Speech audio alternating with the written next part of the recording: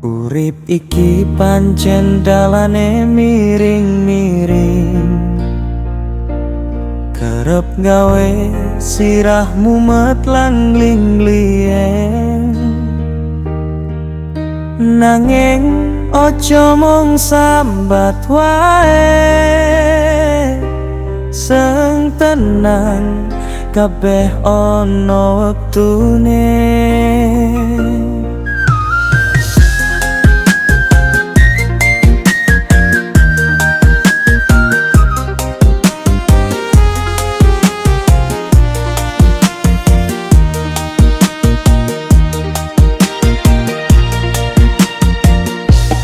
Ojo digawe angel, ojo digawe ruwe, mikir kenceng malah gawe sirahmu mumet.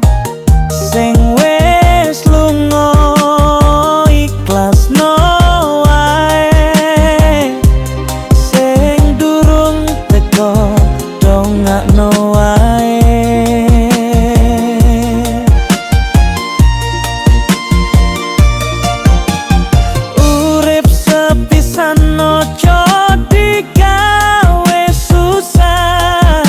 Senajan kahanan asring gawe lumrah, yen kesel yo leren ojo dipaksa.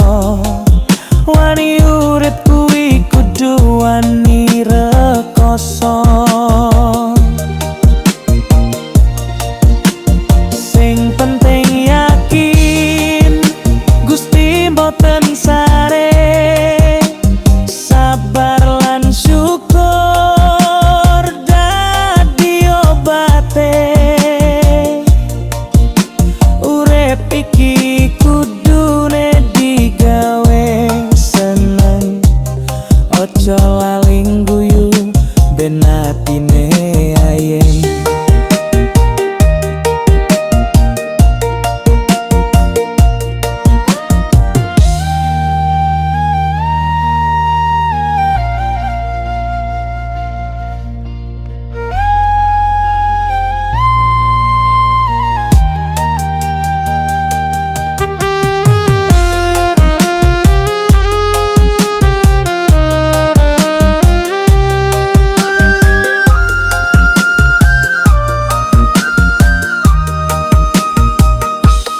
Ojo digawe angel, ojo digawe ruwe, mikir kenceng malah gawe sirah